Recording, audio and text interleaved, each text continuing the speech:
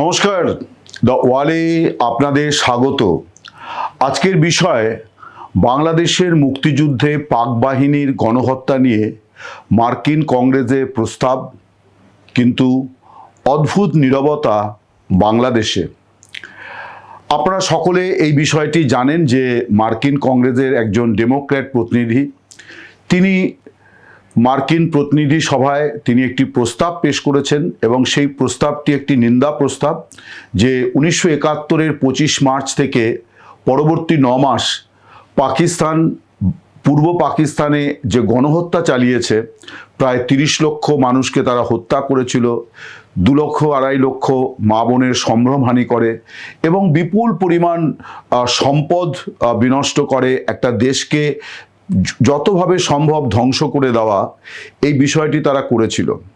এবং মার্কিন কংগ্রেসের যে প্রস্তাবটি এসেছে, সেই প্রস্তাবে তৎকালীন সময়তে যে অংশ, যারা মুক্তিযুদ্ধের বিরোধী অংশ, জামায়াত ইসলামী এবং তাদের সহযোগী সংগঠন, যারা মুক্তিযুদ্ধের বিরোধিতা করেছিল, শুধু রাজনৈতিক বিরোধিতা নয়, পথে নেমে মুক্তিযোদ্ধাদের হত্যা করা, পাক বাহিনীকে চিনিয়ে দেওয়া, কারা মুক্তিযোদ্ধা, কারা কোথায় কিভাবে যুদ্ধের প্রস্তুতি নিচ্ছে, এই যে কর্মকাণ্ড পূর্ব পাকিস্তান জুড়ে হয়েছিল এবং 25 মার্চ রাতে অপারেশন সার্চলাইটের নামে যে অন্ধকার তারা নামিয়ে এনেছিল বাংলাদেশের মাটিতে, ঢাকার মাটিতে, যে কাল রাত্রির কথা বাংলাদেশে আলোচনা হয়, একটা ভয়াবহ শোকের দিন বাংলাদেশের ইতিহাসে, সেই বিষয়টি নিয়ে মার্কিন কংগ্রেসে প্রস্তাব এসেছে।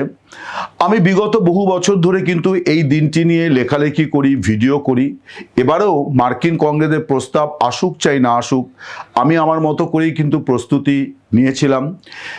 কিন্তু আমার একটা অদ্ভুত অভিজ্ঞতা হলো যে আমি মার্কিন কংগ্রেসে যে প্রস্তাবটি এসেছে এবং যেখানে একটি রাজনৈতিক শক্তিকে প্রবলভাবে আক্রমণ করা হয়েছে এবং তাদের ভূমিকার নিন্দা করা হয়েছে, এই সমস্ত বিষয়টির পরিপ্রেক্ষিতে এটা যে 25শে মার্চের গণহত্যা এবং পূর্ব পাকিস্তানের মাটিতে পাক বাহিনীর গণহত্যার আন্তর্জাতিক স্বীকৃতি চেয়ে যে প্রস্তাবটি মার্কিন প্রতিনিধি সভায় পেশ হয়েছে, এই বিষয়টি নিয়ে আমি চেষ্টা করেছিলাম বাংলাদেশের লেখক, শিল্পী, বুদ্ধিজীবী অনেকের সঙ্গে, সকলের সঙ্গে আমার যে খুব ব্যক্তিগত স্তরে একেবারে ঘনিষ্ঠ আলাপ পরিচয় আছে তা নয়, কিন্তু অনেকের সঙ্গেই আছে, আবার অনেকের সঙ্গে নেই, কিন্তু তারা তাদের অবদানের জন্যে তারা বাংলাদেশে অত্যন্ত পরিচিত নাম।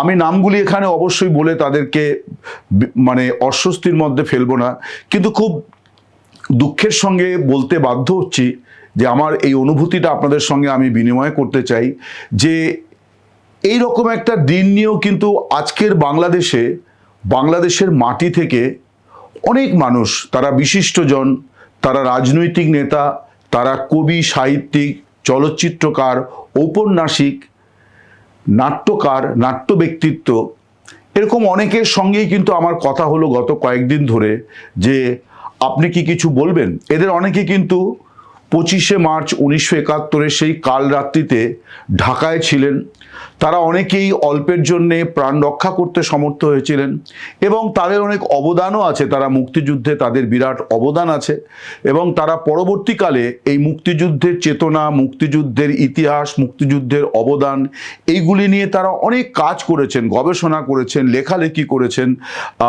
সিনেমা তৈরি করেছেন, অনেক কিছু তারা করেছেন। কিন্তু আমি খুব দুর্ভাগ্যের খুব বেদনার সঙ্গে আপনাদেরকে বলতে চাই যে আমি কিন্তু এরকম একজন ব্যক্তি বাদে কাউকেই রাজি করাতে পারলাম না যিনি বাংলাদেশের মাটিতে বসে এই বিষয়ে এখন কথা বলেন। নানানজন নানান কথা বলছেন, যেখান থেকে আমি বুঝতে পারছি যে আজকের বাংলাদেশের শাসন ক্ষমতায় যারা আছে বা বিরোধী দলে যারা আছে, হয়তো তাদের সম্পর্কে এই যাদেরকে আমি অনুরোধ করেছিলাম তাদের হয়তো কোনো ভয়ভীতি তাদের মধ্যে কাজ করছে যে কি বলতে কি বলে ফেলবেন। এবং এটা তো ঘটনা যে মুক্তিযুদ্ধ, এটাকে নিয়ে বাংলাদেশে কখনোই একটা সুর তৈরি হলো না। 55 বছর পার হতে চলল, এক সুর বাংলাদেশে কখনো কথা বলতে পারেনি এই মুক্তিযুদ্ধ নিয়ে। অথচ সেটাই বাংলাদেশের মানুষের এবং বাঙালির একটা সর্ববৃহৎ অর্জন, যে একটা বাঙালির একটা রাষ্ট্র, কিন্তু সেই ব্যাপারে বাংলাদেশ সবসময় দ্বিধাবিভক্ত। কিন্তু আমাকে যেটা অবাক করেছে সেটি হচ্ছে যে কেউই যেন, সবার মধ্যে একটা ভীতি কাজ করছে যে আমি যদি কিছু বলি তাহলে তার পরিণতি কি হতে পারে। আমি একথাও বলি আপনাদের যে এদের মধ্যে বেশ কয়েকজন আছেন যারা কিন্তু মামলা মোকদ্দমায় জর্জরিত, হয়তো এখন জেলের বাইরে আছেন বা গ্রেপ্তার হননি, কিন্তু অনেকের বিরুদ্ধেই খুনের মামলা দেওয়া আছে, অনেকের বিরুদ্ধে অন্যান্য মামলা দেওয়া আছে, সেগুলি রাজনৈতিক মামলাও আছে। আমি তাদেরকে কোনো দোষারোপ করছি না, আমি পরিস্থিতিটা আপনাদেরকে বলছি, যেটা আমার কাছে মনে হয়েছে যে বাংলাদেশের জন্য অত্যন্ত বেদনাদায়ক। আমি একজন প্রতিবেশী দেশের মানুষ হিসেবে এটা ফিল করি যে একটা জাতির ওপর এইরকম একটা নিপীড়ন সন্ত্রাসের ঘটনা, যে ঘটনাতে গোটা বিশ্ব চমকে উঠেছিল এবং যে ঘটনা বাংলাদেশের মাটিতে এমনভাবে এমন একটা সময় সংগঠিত হয়েছিল যখন সেই জাতি মুক্তির সংগ্রামে সামিল হয়েছে, তখন নৃশংসভাবে শত শত মানুষকে, লক্ষ লক্ষ মানুষকে যেভাবে হত্যা করা হয়েছে, সেই কাহিনী নিয়ে আজকের বাংলাদেশের যারা নেতৃস্থানীয়, যাদেরকে মানুষ নাগরিকদের নেতা মনে করেন, যাদেরকে মানুষ রাজনৈতিক নেতা মনে করেন, যাদেরকে মানুষ মনে করেন যে এরা জাতির পরিচয় বহনকারী, এরকম অনেকেই কিন্তু আজকের দিনে বা আগামীকালেও তাদের এই বিষয়ে দুটি কথা বলবেন এরকম আমি রাজি করাতে পারিনি। আমি কাউকেই চাপ দিইনি, আমি সবাইকেই অনুরোধ করেছি যে তারা যদি কিছু বলেন ওই রাতের অভিজ্ঞতা। আমি এমন কথাও বলেছিলাম যে আমি চাই না এটা নিয়ে কোনো রাজনীতি আনতে, তাতেও যদি তারা কেউ বলতে চান, কিন্তু আমি কিন্তু কাউকে রাজি করাতে পারিনি। খুবই শ্রদ্ধার সঙ্গে নতজানু হয়ে নতমস্তকে স্বীকার করি ফজলুর রহমানের কথা, বিএনপির নেতা এবং সাংসদ। তিনি সবসময় মুক্তিযুদ্ধ নিয়েই তার লড়াই, মুক্তিযুদ্ধকে পাথেয় করেই তিনি রাজনীতি করছেন। বিএনপি যাই মনে করুক না কেন, মুক্তিযুদ্ধের ঘোষককে এসব নানা বিতর্ক সত্ত্বেও ফজলুর রহমান তার মতো করে দলে আছেন এবং এবারও সসম্মানে জিতে এসেছেন। এই একজন মাত্র ব্যক্তি যাকে একবার ফোন করা মাত্র তিনি রাজি হয়ে গেলেন এবং শুধু বললেন যে এ নিয়ে বলবো, ওই দিন নিয়ে বলবো না তো আর কি নিয়ে বলবো। এই একটি মাত্র ব্যক্তি যিনি বাংলাদেশ থেকে আমাকে এই ব্যাপারে কথা বলতে রাজি হয়েছেন, আমি তাকে সশ্রদ্ধ প্রণাম জানাই, সম্মান জানাই। বাংলাদেশে এমনিতেই তিনি অত্যন্ত সম্মানিত ব্যক্তি, বিএনপির রাজনীতি করেন, অতীতে আওয়ামী লীগে ছিলেন, কিন্তু তারপরেও তিনি তার জায়গায় একেবারে ধীর স্থিতধী হয়ে আছেন। রাজনীতিতে কোনো রকম নৈতিক অবস্থানের জায়গায়, নীতিগত অবস্থানের জায়গায়, মুক্তিযুদ্ধের প্রশ্নে, মুক্তিযুদ্ধের অবদানের প্রশ্নে তিনি কখনোই কোনো আপোষ করেন না এবং এই একজন ব্যক্তি দুটি কথা বলতে রাজি হলেন, আমি তাকে কৃতজ্ঞতা জানাই। এবং এই সঙ্গে আমি মূল প্রসঙ্গে এবার ফিরে যাই, সেটি হচ্ছে যে মার্কিন কংগ্রেসের যে প্রস্তাব, সেই প্রস্তাবে কি বলা হয়েছে এবং এই প্রস্তাবের কেন এই প্রস্তাব, এই বিষয় নিয়ে আজকে আরও খানিকটা বিস্তারিত আপনাদের সামনে বলতে চাই। এই বিষয়ে আমি বিস্তারিত বলার আগে যারা বিষয়টি সম্পর্কে খানিকটা ওয়াকিবহাল, আবার অনেকেই হয়তো ওয়াকিবহাল নন, তাই সকলের উদ্দেশ্যে আমি প্রথমে দু চার কথা বলে নিচ্ছি যে কেন আজকের ভিডিওর এইটি বিষয়। 1971 সালের বাংলাদেশের সংগঠিত গণহত্যার স্বীকৃতির দাবিতে মার্কিন প্রতিনিধি সভায় একটি প্রস্তাব উত্থাপিত হয়েছে। এই প্রস্তাবটি উত্থাপন করেছেন মার্কিন প্রতিনিধি পরিষদের সদস্য, ডেমোক্র্যাট সদস্য গ্রেগ ল্যান্ডসম্যান। তিনি যে প্রস্তাব, তাতে তিনি বিস্তারিতভাবে বাংলাদেশে অর্থাৎ তৎকালীন পূর্ব পাকিস্তানে কি ঘটেছিল এবং কেন বাঙালিরা অস্ত্র ধরেছিল, যুদ্ধ করেছিল এবং বাঙালিদের এই প্রতিবাদকে দমন করতে পাকিস্তানি বাহিনী কিভাবে শুরুতে নিরস্ত্র বাঙালিদের ওপরে দমন পীড়ন চালিয়েছিল, গণহত্যা চালিয়েছিল, হত্যালীলা চালিয়েছিল, নারীদের ওপর নিপীড়ন, নির্যাতন এবং যৌন নিপীড়ন করেছিল, তার বিশদ বিবরণ তিনি তার প্রস্তাবে উল্লেখ করেছেন। এবং সবশেষে প্রস্তাবে যে বিষয়টি তিনি মার্কিন কংগ্রেসের মারফত মার্কিন প্রেসিডেন্টের কাছে পেশ করেছেন, প্রেসিডেন্টের উদ্দেশ্যে পেশ করেছেন। সেই 4টি প্রস্তাব আমি আপনাদেরকে প্রথমে পড়ে শোনাই, তাহলে আজকের এই ভিডিওটা সম্পর্কে আপনাদের বুঝতেও সুবিধে হবে। প্রস্তাবে 1 নম্বর প্রস্তাব হচ্ছে যে 1971 সালের 25 মার্চ বাংলাদেশের মানুষের ওপর পাকিস্তানি সশস্ত্র বাহিনী চালানো নৃশংসতার নিন্দা জানানো হচ্ছে। 2 নম্বর, স্বীকৃতি দিচ্ছে যে পাকিস্তান সেনাবাহিনী এবং তাদের ইসলামপন্থী সহযোগী ধর্ম ও লিঙ্গ নির্বিশেষে জাতিগত বাঙালিদের নির্বিচার হত্যা, তাদের রাজনৈতিক নেতা, বুদ্ধিজীবী, পেশাজীবী ও শিক্ষার্থীদের হত্যা এবং হাজার হাজার নারীকে যৌন দাসী হিসেবে ব্যবহার করতে বাধ্য করেছেন। তারা বিশেষভাবে হিন্দু ধর্মীয় সংখ্যালঘুদের নিশ্চিহ্ন করার লক্ষ্যে ব্যাপক হত্যাকাণ্ড, গণধর্ষণ, ধর্মান্তকরণ ও জোরপূর্বক বিতরণের লক্ষ্যবস্তু করেছিল। স্বীকৃতি দিচ্ছে যে কোনো নির্দিষ্ট জাতিগোষ্ঠী বা ধর্মীয় সম্প্রদায় তাদের কোনো সদস্যদের করা অপরাধের জন্য দায়ী নয়। 1971 সালে পাকিস্তানি বাহিনী ও তাদের সহযোগী জামায়াত ইসলামীর পক্ষ থেকে জাতিগত বাঙালি হিন্দুদের ওপর নৃশংসতাকে মানবতা বিরোধী অপরাধ, যুদ্ধাপরাধ ও গণহত্যা হিসেবে স্বীকৃতি দিতে যুক্তরাষ্ট্রের প্রেসিডেন্টের প্রতি আহ্বান জানানো হচ্ছে। এই যে প্রস্তাব, এই প্রস্তাব আগামী দিনে কোথায় কিভাবে উত্থাপিত হবে, কতটা আলোচনা হবে, কতটা গৃহীত হবে, এগুলি সবই এখন অনিশ্চিত। এবং এই প্রথম নয়, এর আগেও অতীতেও বহুবার, অর্থাৎ বাংলাদেশের স্বাধীনতার পর এই যে 55 বছর পেরোতে চলল, এই 55 বছরে অন্তত 55 বার এইরকম প্রস্তাব মার্কিন কংগ্রেসে এসেছে বা আমেরিকার বিভিন্ন প্রতিষ্ঠানে এই ধরনের প্রস্তাব এসছে যে গণহত্যাকে স্বীকৃতি দিতে হবে। প্রথমত, বাংলাদেশের মুক্তিযুদ্ধে যে 30 লাখ মানুষ শহীদ হয়েছেন, প্রায় 2-2.5 লাখ নারী যাদের সম্ভ্রম হারিয়েছেন, এই যে বড় হত্যাকাণ্ড এবং নারকীয় ঘটনা, এর কোনো আন্তর্জাতিক স্বীকৃতি নেই যে এইরকম একটি গণহত্যা সেখানে সংগঠিত হয়েছে। 25শে মার্চ 1971-এর রাতের ঘটনা সকলেই জানেন, অপারেশন সার্চলাইট, অর্থাৎ পাক বাহিনী সেই রাতে ঢাকা শহরে কয়েক ঘন্টার মধ্যে 10 থেকে 12,000 মানুষকে তারা হত্যা করেছিল। কোনো কোনো হিসেবে বলা হয় যে নিহতের সংখ্যা প্রায় 25,000। এবং সেই হত্যাকাণ্ড হয়েছিল একেবারে টার্গেট কিলিং। নিরীহ মানুষকে যেমন হত্যা করা হয়েছিল, তেমনি লেখক, শিল্পী, বুদ্ধিজীবী, অধ্যাপক, শিক্ষক, তাদেরকে বাছাই করে করে হত্যা করা হয়েছিল। সেই রাতে গ্রেপ্তারও হয়ে যান বঙ্গবন্ধু শেখ মুজিবুর রহমান। এবং তারপর সেই রাত থেকেই শুরু হয়ে যায়, অর্থাৎ পরের দিন 26শে মার্চের প্রথম প্রহর থেকেই বাংলাদেশ স্বাধীনতার ঘোষণা দেন বঙ্গবন্ধু, এবং তারপর থেকে চলে 9 মাস ব্যাপী মুক্তিযুদ্ধ। এবং এই মুক্তিযুদ্ধে যে নিপীড়ন, নির্যাতন, অর্থাৎ নিজের দেশের মানুষের উপরে পাক বাহিনী যে নৃশংস হত্যাকাণ্ড চালিয়েছিল, তার কোনো আন্তর্জাতিক স্বীকৃতি এখনো পর্যন্ত নেই। এই মার্কিন কংগ্রেসের প্রতিনিধি তিনি এই ব্যাপারে স্বীকৃতি দাবি করে একটি প্রস্তাব উত্থাপন করেছেন। এখন এই যে প্রস্তাব, এই প্রস্তাবে কোথাও কিন্তু গুরুত্বপূর্ণ কথা অনেকগুলি নেই।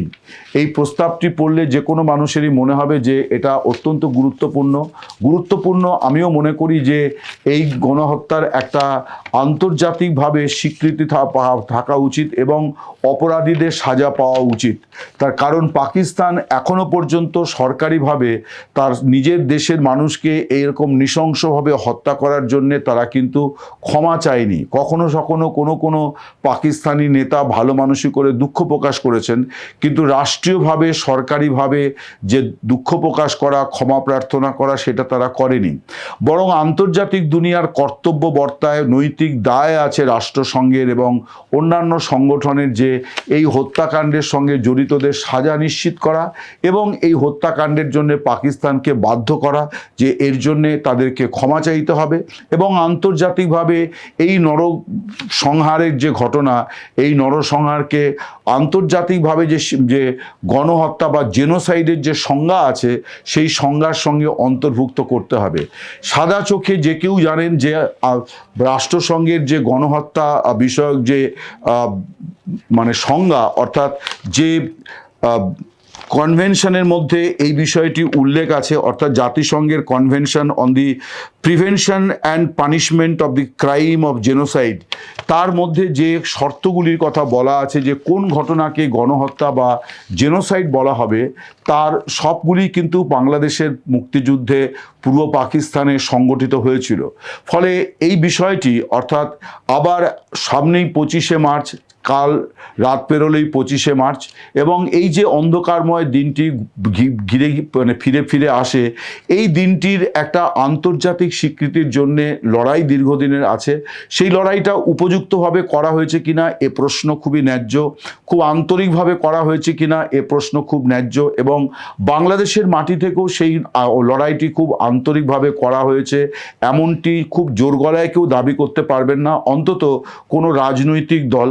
আওয়ামী লীগের সময়তে কিছুটা কাজ হয়েছে এবং 25শে মার্চকে আলাদা করে পালন করার একটা সিদ্ধান্ত শেখ হাসিনার সরকার, বিগত সরকার নিয়েছিল, কিন্তু যেটুকু যা কাজ, সেই কাজগুলি করেছেন বাংলাদেশের লেখক, শিল্পী, বুদ্ধিজীবী, বিশেষ করে ঘাতক দালাল নির্মূল কমিটির মধ্যে যারা ছিলেন, বা তা সেই বৃত্তের বাইরেও যারা মুক্তিযুদ্ধকে ধারণ করেন, মুক্তিযুদ্ধের চেতনাকে ধারণ করেন, এই রকম মানুষেরা তারা কিন্তু চেষ্টা করেছেন যে তাদের লেখাপত্র, গবেষণা দিয়ে এটা প্রমাণ করতে যে এই গণহত্যা একটি আন্তর্জাতিক গণহত্যার যে সংজ্ঞা, সেই সংজ্ঞার সঙ্গে একেবারে সম্পৃক্ত, ফলে এর একটি আন্তর্জাতিক স্বীকৃতি প্রয়োজন। আবার বিষয়টি এসছে মার্কিন প্রতিনিধি সভায় এই আলোচনায় আসার ফলে। এখন আমার যে বক্তব্য, আমি যে বিষয়টি নিয়ে আলোচনা করতে চাই, এই বিষয় নিয়ে আমাদের প্রচুর লেখালেখি, পশ্চিমবঙ্গ অনেক সাংবাদিক, আমি ব্যক্তিগতভাবে অনেক লেখালেখি করেছি, অনেক বক্তৃতা করেছি, অনেক আলোচনায় অংশ নিয়েছি, আমার ঢাকাতে গিয়েও এই নিয়ে কথা বলার সুযোগ হয়েছে। কিন্তু আমার মনে হয় যে কেন আমেরিকা এই যে প্রস্তাবটি এনেছে, এই বিষয়টা নিয়ে আমার মধ্যে যে সংশয় আছে, আমি ভুল প্রমাণিত হতে পারি, ভুল প্রমাণিত হলে খুশিই হব, কিন্তু আমার মনে যে সংশয়গুলি আছে, যে প্রশ্নগুলি আছে, এবং অনুচ্চারিত যে বিষয়গুলি এই প্রস্তাবের মধ্যে আছে, আমি সেই বিষয়গুলি সম্পর্কে আপনাদের খানিকটা আলোকপাত করতে চাই। আপনাদের মনে থাকবে যে এই যুদ্ধ যখন চলছিল, তখন পূর্ব পাকিস্তানে, অর্থাৎ ঢাকায় নিযুক্ত আমেরিকার কনসাল জেনারেল আর্থার ব্লাড, তিনি যে রিপোর্ট পাঠিয়েছিলেন যে সিলেক্টিভ জেনোসাইড, অর্থাৎ বাছাই করে করে হত্যা করা হচ্ছে পূর্ব পাকিস্তানে বাঙালিদের, হিন্দুদের এবং সাধারণ মানুষকে, এই কথাগুলি তিনি কিন্তু একাধিক তারবার্তায় মার্কিন প্রশাসনকে জানিয়েছিলেন, এবং তারও পরে তিনি এই তারবার্তা পাঠিয়েছিলেন 1971-এর 28শে মার্চ, অর্থাৎ 25শে মার্চের রাতে যে অপারেশন সার্চলাইটের নামে যে গণহত্যা পাক বাহিনী শুরু করেছিল, তার 3 দিনের মাথায় তিনি একটি বর্ণনা তার দেশকে পাঠিয়েছিলেন যে এই পরিস্থিতি, পাকিস্তান তার নিজের দেশের নাগরিকদের উপর এই ধরনের নিপীড়ন, নির্যাতন এবং হত্যাযজ্ঞ চালাচ্ছে। এরপর জুন মাসে প্রথম গোটা বিশ্ব জানতে পারে, সেটাও আপনারা সকলে জানেন, যে সানডে টাইমসের ঐতিহাসিক রিপোর্ট, যে রিপোর্টের শিরোনাম ছিল জেনোসাইড, সাংবাদিক অ্যান্থনি ম্যাসকারনিহাস তার যে বিখ্যাত প্রতিবেদন পূর্ব পাকিস্তান থেকে তিনি পাঠিয়েছিলেন, সেই প্রতিবেদনের মারফত গোটা বিশ্ব জানতে পারে যে পূর্ব পাকিস্তানে কী ধরনের হত্যালীলা চালাচ্ছে পাকিস্তানি বাহিনী, পাকিস্তান সরকার। এখন আমি কেন সন্দিহান, তার কারণ যে সময় এই হত্যালীলা চলছিল, সেই সময় তৎকালীন মার্কিন প্রশাসন, নিক্সন প্রেসিডেন্ট এবং তার পররাষ্ট্র সচিব তথা পররাষ্ট্রমন্ত্রী হেনরি কিসিঞ্জার, তারা কিন্তু তাদের ঢাকার প্রতিনিধির এই প্রতিবেদনগুলিকে কোনো গুরুত্ব দেননি, বরং আমেরিকা পুরোপুরিভাবেই পাকিস্তানের পক্ষে ছিল, এবং আরও একটি দেশ চীন, তারাও কিন্তু পুরোপুরি পাকিস্তানের পক্ষে ছিল। এবং শুধু তাই নয়, পাকিস্তানি বাহিনী যে অস্ত্র বাংলাদেশের বাঙালিদের নিধন করার জন্য ব্যবহার করেছিল, সে অস্ত্রের একটা বড় অংশ কিন্তু ছিল চীনের এবং আমেরিকার, এবং এই অস্ত্রই তারা ব্যবহার করেছিল বাঙালিদের নিধন করার জন্যে।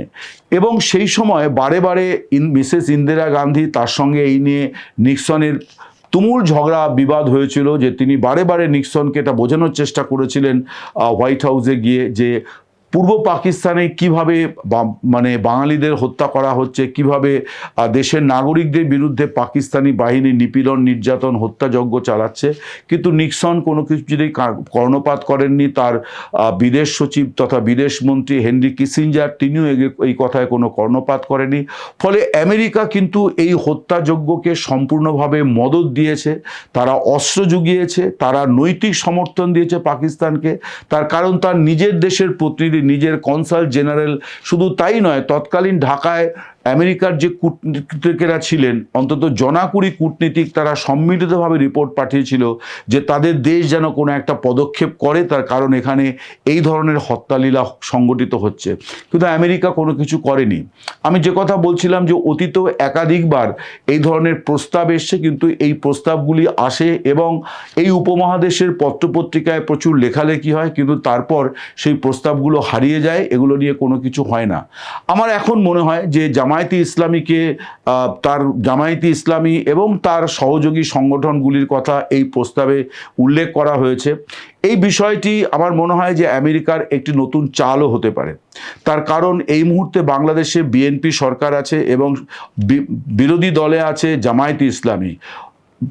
বিভিন্ন মহলের খবর যে বাংলাদেশের এই যে নির্বাচন, এই নির্বাচনের পেছনে আড়াল থেকে মানে আমেরিকা নানানভাবে তারা কলকাঠি নেড়েছে এবং তারা কখনোই জামায়াতে ইসলামীকে কোনো উগ্র ইসলামিক দল বলে মনে করে না, বরং একটি সামাজিক শক্তি বলে মনে করে।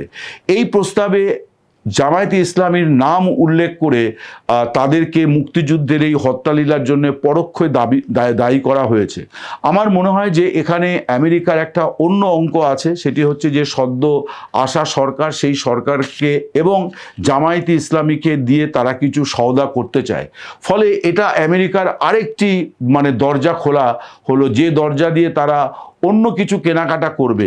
অর্থাৎ তারা বাংলাদেশের এই যে শাসক এবং বিরোধী, এই দুই দলকে একটা অস্বস্তিকর পরিস্থিতির মধ্যে ফেললো এবং এই অস্বস্তিকর পরিস্থিতির মধ্যে ফেলে তারা এখান থেকে কিছু সুযোগ সুবিধা, কোনো কিছু তাদের যা যা তাদের মনে হয় তাদের কর্মসূচি, সেই কর্মসূচি অনুযায়ী তারা সেগুলি আদায় করার চেষ্টা করবে।